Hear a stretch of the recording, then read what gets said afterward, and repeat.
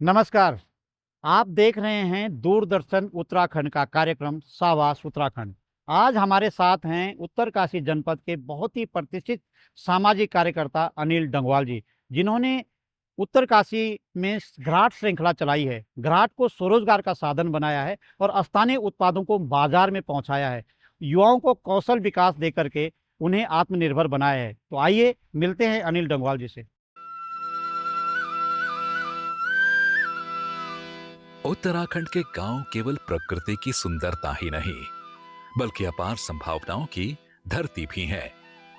इन संभावनाओं को पहचान कर उन्हें आजीविका का आधार बनाने का कार्य कर रहे हैं समाज सेवी अनिल डंगवाल।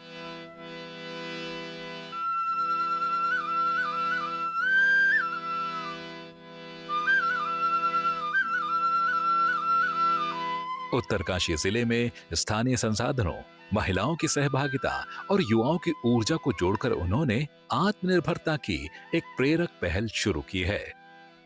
पहाड़ के पारंपरिक उत्पादों को बाजार से जोड़ना आसान नहीं था, लेकिन अनिल डंगवाल ने स्थानीय उत्पादों के प्रसंस्करण और आकर्षक पैकेजिंग के माध्यम से उन्हें नई पहचान दिलाई। इससे अनेक महिलाओं और ग्रामीण परिवारों के लिए आय के नए अवसर भी बने।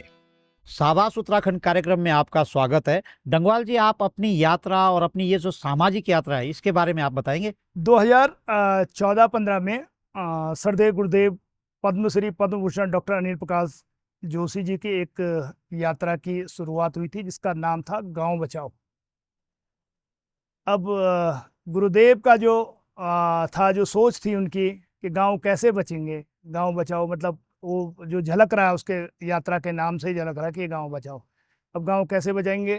गांव में हम कोई बहुत बड़े उद्योग तो ऐसे लगा नहीं सकते, या बहुत, हम तो पहाड़ी क्षेत्र के लोग हैं, हमारे पास जो कृषि के भी जो क्षेत्र हैं वो बहुत छोटे जोत हैं, तो उन्हीं में हमको कृषि भी करनी है, उसी में बागवानी भी करनी है, उसी में करना है। तो मुझे लगा कि ये तो गाड और गधेरों का प्रदेश है, और हमारे पूर्वजों ने पानी की ताकत को बहुत पहले पहचान दिया था। तो मैंने कहा मुझे तो कुछ करना ही नहीं है, जो हमारा ये पारंपरिक जो इतना बढ़िया विज्ञान है जो आज खत्म हो रहा है, तो क्यों ना इसी से शुरुआत की जाए। तो मन में यही विचार आया, और मैंने गुरुदेव से भी थोड़ी बात करी, और यहाँ पे जो ये स्थान था, यहाँ पे बहुत पहले घराट हुआ करता, लेकिन करीब 15-20 साल पहले वो खंडर हो चुका था, उसका पत्थर भी यहाँ पे नहीं था। तो जो उसको पहले उसका संचालन करते थे उनसे बातचीत करी, मैंने कहा मैं यहाँ पे, तो उन्होंने कहा कि ठीक है आप करिए। तो वहाँ से शुरुआत हुई, और गांव बचाओ जो यात्रा थी, तो उसकी आत्मा भी वही थी कि गांव कैसे बचेंगे। तो मुझे लगा कि स्थानीय संसाधनों के साथ घराट से अच्छी कोई चीज़ नहीं हो सकती, क्योंकि वो समग्र है, उसमें जैव विविधता भी है, उसमें आजीविका भी है, उसमें हेल्थ भी है, उसमें प्रकृति भी है। तो हर एक चीज़, मतलब घराट जो था वो मुझे एक ऐसा मुद्दा लगा, और जो बहुत आसान भी हो, गांव की तरह सरल है, बहुत सरल है, उसमें कोई ज़्यादा पैसा नहीं लगना है, बहुत लो कॉस्ट है कि बहुत कम पूंजी में हम इस व्यवसाय को अपना शुरू कर सकते हैं। और फिर उद्देश्य ये भी था कि घराट मुझे, क्योंकि मैं सामाजिक सरोकारों से जुड़ा हूँ, तो केवल ये नहीं कि मेरे पास अपनी आजीविका चलाने के लिए कोई साधन नहीं था तो मैंने ये व्यवसाय चुना। मुझे ये था कि जो चीज़ें मैं समाज को बांट सकूं, तो फिर भी ये चीज़ था कि ये पूरा जो प्रदेश है, ये गाड़ गधेरों का प्रदेश, अगर मैं कोई मॉडल खड़ा कर सका तो रिप्लिकेट होकर और भी यूथ उसको, युवा या जिनके पास ऐसे संसाधन होंगे जहाँ पे पानी की उपलब्धता होगी, तो ऐसे लोग इस व्यवसाय से जुड़ेंगे, और कहीं ना कहीं पलायन भी रुकेगा। हमारे जो सराउंडिंग में जो कृषि उपज होती हैं उसकी जो गुणवत्ता अच्छी होती है वो और अच्छी होगी, कि जब वो घराटों में पीसी जाएगी तो उसकी जो गुणवत्ता है वो बरकरार रहेगी, तो लोगों को पौष्टिक आहार मिलेगा, इसकी अच्छी मार्केटिंग होगी, इसकी डिमांड बढ़ेगी, इससे लोग और मोटिवेटेड होंगे, और ये जो व्यवसाय है ये फलेगा फूलेगा। और ये तो ऐसा व्यवसाय है कि जितना ज़्यादा फले फूले उतना प्रकृति के लिए भी अच्छा है, समाज के लिए भी अच्छा है। साथ में अभी जो अपना सस्टेनेबल डेवलपमेंट में जो 17 गोल हैं, तो उसमें अगर आप देखेंगे तो कम से कम 10 गोल वो घराट के आसपास, चाहे वो हेल्थ की बात हम करें, इन्वायरमेंट की बात करें, ग्रीन एनर्जी की बात करें, तो बहुत सारे चीज़ें जो हैं वो घराट के, जिस प्रकार घराट घूमता है उसी प्रकार वो घराट के आसपास घूमते हैं। तो इसलिए मुझे लगा कि ये प्रकृति से जुड़ाव भी है और प्रकृति के प्रति हमारा प्रेम भी रहा है। और हमारे जो श्रद्धेय गुरुदेव हैं वो पूरे विश्व भर में प्रकृति के संरक्षण की बात करते हैं, जल की बात करते हैं, गांव की बात करते हैं, ग्रामीण की बात करते हैं। तो इसलिए मुझे लगा कि ये सबसे बढ़िया एक चीज़ है और मुझे इस पे काम करना चाहिए और इसको मॉडल के रूप में प्रस्तुत करना है।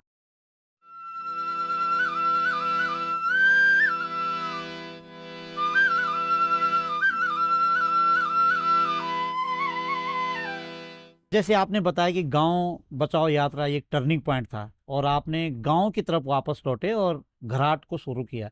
अब आपके अनुसार कि आप यहाँ जितने मोटे अनाज हैं, लाल चावल और पर्वतीय उत्पाद जितने भी हैं, उनको आप प्रोसेसिंग करते हैं, ग्रेडिंग करते हैं, पैकेजिंग करते हैं, तो जो ये सब चीज़ें आपने करती, विचार कैसे आ गया कि इसको ही करें हम और फिर उसको मार्केट करें? किस तरह से विचार आया? कि यहाँ पे कोई बहुत बड़े उद्योग और इस तरीके की चीज़ें तो है नहीं। अगर हम कोई यहाँ पे कोई व्यवसाय कर रहे हैं तो वो हमें गांव से ही जुड़कर करना पड़ेगा। और गांव से जुड़ के जो हम करते हैं तो हमारे पास क्या होगा, गांव का चावल होगा, दाल होगी, गहत होगा, झंगोरा होगा, कोदा होगा। तो ये सारी चीज़ें जब हम गांव से जुड़े हैं तो यही चीज़ें हमसे गांव से हमारे पास उपलब्ध होती हैं, आती हैं। जिनके पास एक्सेस होता है तो वो थोड़ा हमें दे देते हैं। या हमने यहाँ पे इस तरीके का भी ये जो सेंटर है ये फैसिलिटेट भी करता है उनको। अगर आप अपना रॉ वो ले आए, आप अपनी हल्दी लाए, रॉ हल्दी लाए, आपने यहाँ पे वो प्रोसेस करी तो आप हमें कुछ पैसा देके उसका पैकेजिंग का और जो हमारी पिसाई है उसके वो आपने हमें दिया और आप अपना सामान जो भी आप लाए थे, आप रॉ लाए थे और उसको फिनिश प्रोडक्ट के रूप में आप उससे ले जा सकते हैं और आप अपनी तरीके से उसकी मार्केटिंग करें या उसका उपयोग करें। दूसरी चीज़ क्या है कि लोग लाते हैं, रॉ लाते हैं और हमारे पास छोड़ जाते हैं कि ये है और आप उसको प्रोसेस करके बेचो। तो दोनों ही चीज़ों में पैकेजिंग, ब्रांडिंग, इस तरीके की चीज़ों की आवश्यकता पड़ती है कि अगर उसका पैकेट अच्छा होगा तो एक तो उसकी सेल्फ लाइफ भी बढ़ेगी और मार्केट में अच्छे दाम भी मिल जाते हैं। ये यात्रा रूट है, हम सौभाग्यशाली हैं कि गंगा और यमुना दोनों यहाँ से निकलती हैं, जनपद उत्तरकाशी से। तो उससे बहुत सारे पिलग्रिम के जो लोग हैं, जो लोग आते हैं, तो वो भी हमारे एक बड़ा बाजार हमको उपलब्ध करवाते हैं। तो उस चीज़ के लिए ये पैकेजिंग और इसकी हमें आवश्यकता पड़ी तो धीरे धीरे हमने वो करा। उसमें सरकार ने भी कुछ मदद करी। अभी जैसे नमामि गंगे प्रोजेक्ट था तो उन्होंने भी कृषि विभाग ने हमको कुछ पैकेट्स दिए। हमको क्या दिया, महिलाओं को दिए। तो महिलाएं आई यहाँ पे, उन्होंने अपना जो चीज़ थी, तो उससे फ़ायदा ये हुआ कि जो चीज़ वो 100 रुपये में बेच रही तो वो 120 रुपये में बिका और उसकी सेल्फ लाइफ, उसका ख़राब होने का वो खतरा भी कम हो गया। और जो बाहर के जो लोग आते थे उन्होंने आसानी से वो पैकेट पकड़ा क्योंकि वो पैकेट जो था बड़ा सेफ था, उसको आप कहीं भी बैग में कैरी करके ले जा सकते हैं। किसी भी समाज का विकास महिलाओं की भागीदारी के बिना संभव नहीं। महिला मंगल दलों को संगठित कर उन्हें उद्यमिता से जोड़ने का प्रयास आज अनेक परिवारों की आर्थिक मजबूती का आधार बन चुका है। अभी हमसे जो है यूथ भी जुड़ा हुआ है, महिला मंगल दल भी जुड़े हुए हैं, बाकी और किसान भी जुड़े हुए हैं कि जो किसी समूह में नहीं। और बाकी सरकार के द्वारा जो कई परियोजनाएं चल रही हैं, कई संगठन, कई सेल्फ हेल्प ग्रुप सरकार के द्वारा, तो वो लोग भी हमसे जुड़े हुए हैं। क्योंकि होता क्या है कि एक व्यक्ति अगर किसी के पास 20 किलो धनिया हुआ, उसने 5 किलो धनिया तो अपने लिए रख दिया, अब 15 किलो धनिया वो कहीं किसी बड़ी मंडी में तो वो ले जा नहीं सकता है। तो इसलिए वो आया और उसने वो हमको दे दिया कि साहब इसका जो भी पैसा बनता। तो इस तरीके के लोग भी जुड़े हैं। बाकी महिला मंगल दल जो इस तरीके से ग्रुप में काम करती हैं, वो यहाँ पे आती हैं तो पैकेजिंग कर रही हैं, हम उसका पैसा देते हैं उसको। बहुत बार हमें अप्रिसिएट, पिछली बार यहाँ पे जो CDO थे IS जय किशन जी, तो उन्होंने बहुत अप्रिसिएट किया कि यार आप एक इंडिविजुअल होके यार इतनी बड़ी महिला समूह को आपने यहाँ पे रोजगार दे रखा है। क्योंकि हम जो यहाँ पे मिक्स मसाला बनाते हैं उसकी बहुत ज़्यादा डिमांड है मार्केट में, या जो भी ऐसे पाउडर और बनाते हैं, या हमारा जो मल्टीग्रेन आटा है घराट का, उसकी बहुत डिमांड है। तो उसको हम पैकेट में जब बनाते हैं तो उसमें हमें मैन पावर की आवश्यकता होती है। तो उसमें सारी स्थानीय महिला, कभी कभी तो यहाँ पे जैसे हल्दी प्रोसेस करनी है, हमने यहाँ पे IIT रुड़की के सहयोग से करीब 1000 किसान हैं जिनको हमने सीड दिया है। तो अब हमारे पास यहाँ पे स्थानीय हल्दी काफ़ी मात्रा में उपलब्ध है। तो उसको जब प्रोसेस करना होता है तो उसमें बहुत मेहनत लगती है और बहुत सारी महिलाओं की आवश्यकता होती है, मैन पावर जो भी है। तो उसमें कभी कभी 50-50 महिलाएं भी एक साथ काम करती हैं कि कोई उसको काट रही हैं, कोई छिल रही हैं, कोई बॉईल कर रही हैं, तो इस तरीके से कोई अवन में उसको प्रोसेस कर रही हैं। तो इस तरीके, या कोई मल्टीग्रेन आटा बना रहा है, कोई उसको छन्नी से साफ कर रहा है। तो इस तरीके की बहुत सारी महिलाएं, उनको रोजगार मिलता है। और यूथ का भी है, तो यूथ भी हमारे साथ, बहुत सारे यूथ भी जुड़े हैं जो अपनी एक्टिवा और जिनके पास इस तरीके की चीज़ें हैं, तो वो यहाँ से हमारा जो सामान होता है उसको ले जाते हैं और उसको मार्केटिंग भी करते हैं। तो हमारे अनिल भाई जो पर्यावरण में काम करते, प्रकृति अपनी संस्कृति में जो जुड़े हुए हैं, और यहाँ पे जो अपने हमारे जो लाभ होता है, जो जैसे हमारे गेहूं हो गए, दाल हो गए, और जैसे हमें पैकिंग करते हैं, ऐसे हमें ये सिखा रहे हमारे अनिल भाई टंगवाल जी। मैं इनका बहुत बहुत धन्यवाद करती हूँ। और पूरी महिलाएं इन्होंने थोड़ा जागरूक भी बनाए हैं कि जैसे किसी को कुछ आता नहीं था बोलना, कुछ ऐसी चीज, कई लोग जागरूक बनाए हैं, तो मैं इनका बहुत बहुत धन्यवाद करती हूँ। और जैसे कि हम समूह में भी जुड़े हैं, प्रत्येक जैसे हमने साबुन बनाने की ट्रेनिंग ली है, और ये मसाला हम जैसे घरेलू चीज़ के, जैसे हमारे यहाँ धनिया होता है, हल्दी होती है, यहाँ इकट्ठा करके घरेलू चीज़ के हम मसाला बनाते हैं, और तभी हम यहाँ पे इकट्ठे होते हो, तब आगे पैकेज बना के इनको बेचने के लिए उत्पादन करते हैं। रोजगार की तलाश करने वाले युवा यदि रोजगार देने वाले बन जाएं, तो गांव की तस्वीर बदल सकती है। इसी सोच के साथ युवाओं के लिए कौशल विकास और क्षमता निर्माण के अनेक प्रशिक्षण कार्यक्रम आयोजित किए जा रहे हैं। किसी भी देश की जो सबसे बड़ी ताकत है वो यूथ है, और यूथ के लिए हर दिशा में कार्य होने चाहिए। तो ये वर्कशॉप वगैरह जो है, हमने बहुत बार बहुत लोगों से सहयोग लिया है। कोई संस्था है, सरकारी विभाग हैं, कोई ऐसे रिसोर्स पर्सन व्यक्ति हैं जो अच्छे पढ़े लिखे हैं, तो उन सारे लोगों का हम सहयोग लेते हैं। और हम अलग अलग समय पे यहाँ पे लोगों को बुलाते हैं और यूथ के साथ जुड़ के कार्य करते हैं। साथ में हम IIT रुड़की के ये कई सारे इंटर्न यहाँ पे आते हैं जो इस घराट पे जिन्होंने हमें मदद की है, और उसमें हम इंटरेक्शन करवाते हैं, जैसे लोकल कम्युनिटी के बच्चों का और बाहर से जो यूथ हमारे पास आए, तो वो उससे मोटिवेट होता है, उससे कई चीज़ें सीखता है। अब उसने देखा कि ये IIT में है, तो बहुत सारे बच्चे की क्या चीज़ें होती हैं, उनकी एक क्यूरियोसिटी होती है, उनसे पूछते हैं, तो भविष्य में कहीं ना कहीं वो उनके यूथ के काम आती है।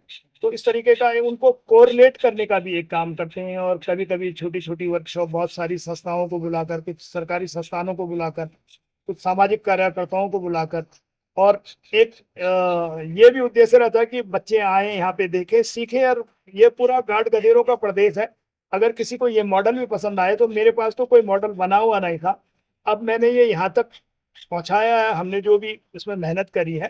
तो जो आगे सीखेगा वो इससे और बेहतर, उसको जो इसमें कमियां हों, जो चीज़ें हैं, तो उसको और बेहतर कर सकते हैं। तो इसलिए यूथ को हमने अपने साथ जोड़ा है। और किसी भी देश की उन्नति के लिए, विकास के लिए यूथ का सशक्त होना, उसका समझदार होना, उसका बुद्धिमान होना, ये जरूरी है। तो इसलिए हमारी एक कोशिश रहती है कि अगर हम कुछ बांट सकें, तो ये एक प्रयास है। उत्तराखंड की पारंपरिक पहचान रहे घराट आज विलुप्त होने की कगार पर है। अनिल डंगवाल ने इन घराटों को केवल संरक्षित ही नहीं किया है, बल्कि आधुनिक उपयोग से जोड़ते हुए स्थानीय उत्पादों के प्रसंस्करण और ऊर्जा उत्पादन की दिशा में भी प्रयास किए हैं। आपने घराटों को न्यू टेक्नोलॉजी के मार्फत उसको अपडेट किया है और घराट श्रृंखला नाम से पूरी एक योजना चलाई, एक अभियान चलाया है। तो ग्रामीण अर्थव्यवस्था में इसके कितने प्रकार के लाभ हैं, किस प्रकार के लाभ आप इसको देखते हैं? और जो ये विचार घराट को लेकर के आपके दिमाग में आया, ये घराट का ही विचार क्यों आया?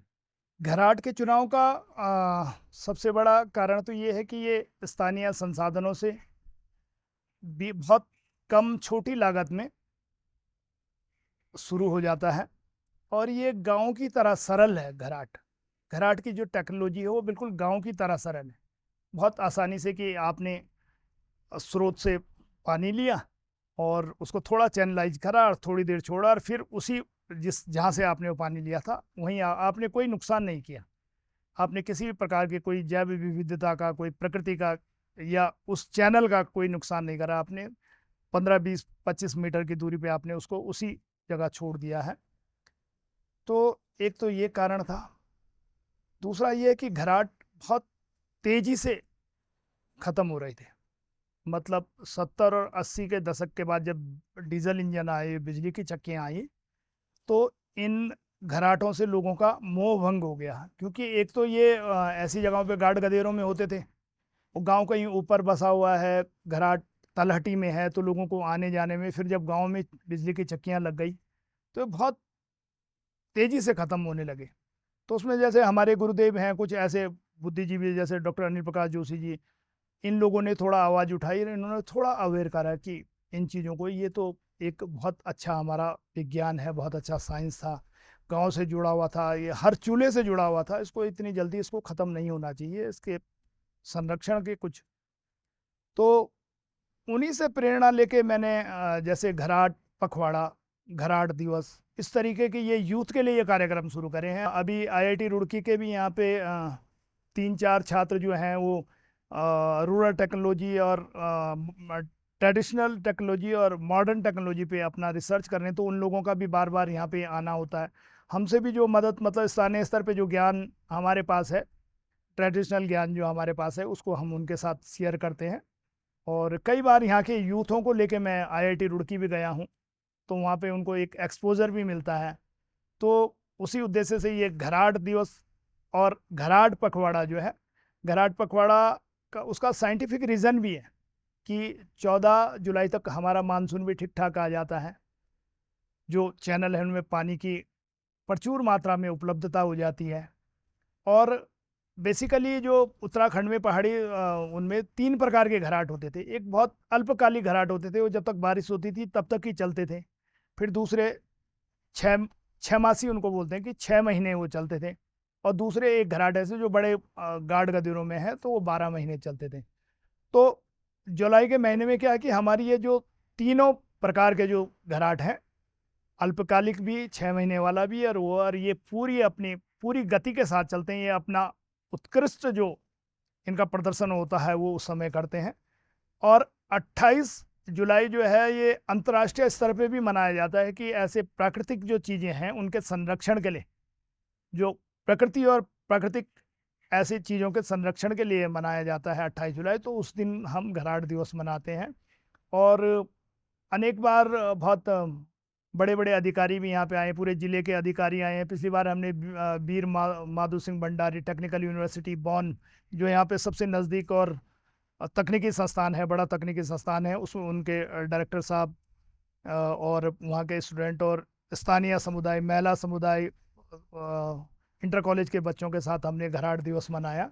और ये विगत हम 10 वर्षों से घराट पखवाड़ा और घराट दिवस मनाते आ रहे हैं। तो इससे जागरूकता फैली है। जो यहाँ पे अपनी आजीविका चलाना चाहेगा, हो सकता है कि वो बहुत कुछ क्वालिफाई करने के बाद भी वो चाहे कि मैं अपने ग्रामीण परिवेश में रहूँ, अपने लोगों के बीच में रहूँ और यहाँ पे कुछ ऐसा, तो उनके लिए एक ये सीख भी है कि ऐसा भी हो सकता है कि हम अपने संसाधनों के साथ, अपने छोटे छोटे जो संसाधन हमारे पास उपलब्ध हैं, उन्हीं के साथ अपनी आजीविका चला सकते हैं और समाज को भी जोड़ सकते हैं, समाज को फ़ायदा भी दे सकते हैं।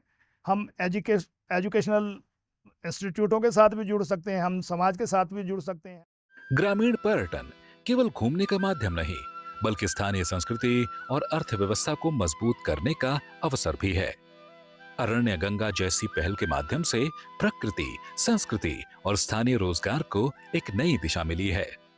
डंगवाल जी, आपने ग्रामीण पर्यटन के क्षेत्र में अरण्य गंगा जैसी पहल विकसित की है, तो इसकी क्या विशेषता है और स्थानीय लोगों को किस तरह का फायदा लोगों को मिल रहा है? मैं सामाजिक सरोकारों से जुड़ा हूं, तो जब भी हम समुदाय के बीच में जाते थे और इस तरीके की बात करते थे कि आप किस तरीके से स्थानीय संसाधनों के साथ अपनी आजीविका में एक ग्रामीण पर्यटन की परिकल्पना भी साथ में ला सकते हैं, तो सबका यही सवाल होता था कि हमारे पास तो कहीं सड़क के नज़दीक ज़मीन नहीं है, इस तरीके का हमारे पास कोई, तो ये एक विचार आया कि क्यों ना एक पहले मॉडल बनाया जाए और लोगों को बताया जाए कि कोई ज़रूरी नहीं कि हमें राष्ट्रीय राजमार्ग पर कोई बहुत महंगी ज़मीन चाहिए, हमारे पास जो संसाधन है उसी से जुड़ के हम किस तरीके से अपना एक सुंदर और अच्छा अपना आजीविका का साधन उसे बना सकते हैं।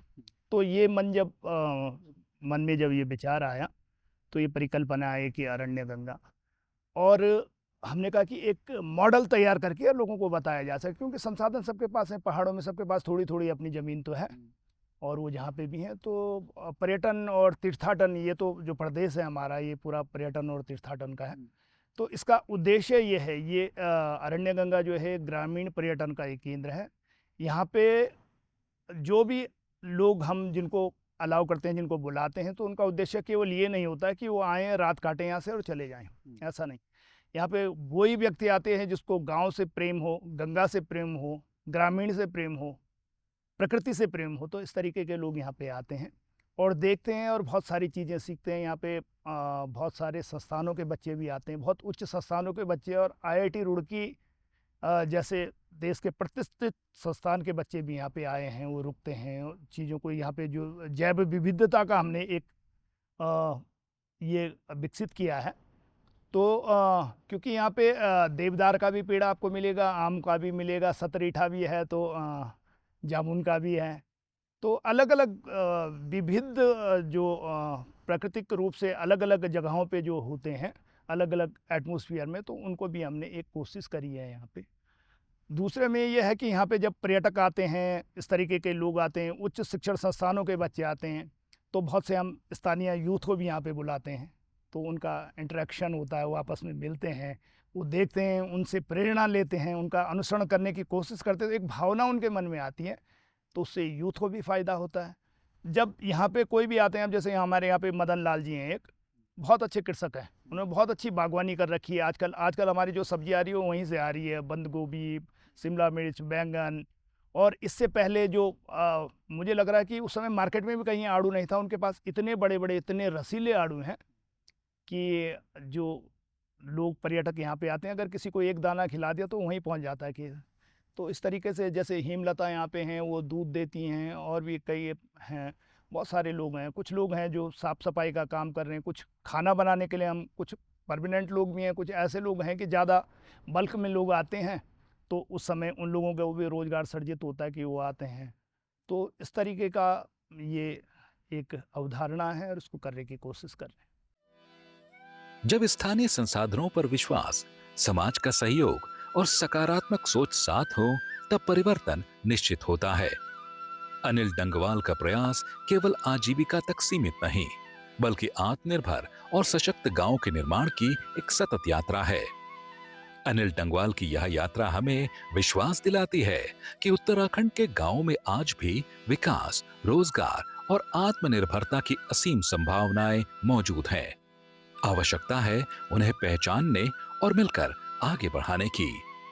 यही है शाबाश उत्तराखंड की सच्ची भावना। अनिल डंगवाल की कार्य यात्रा हमें यह सिखाती है कि उत्तराखंड के स्थानीय संसाधन हमें आत्मनिर्भर बना सकते हैं, स्वरोजगार पैदा कर सकते हैं। इन्हीं शुभकामनाओं के साथ दीजिए इजाज़त। नमस्कार।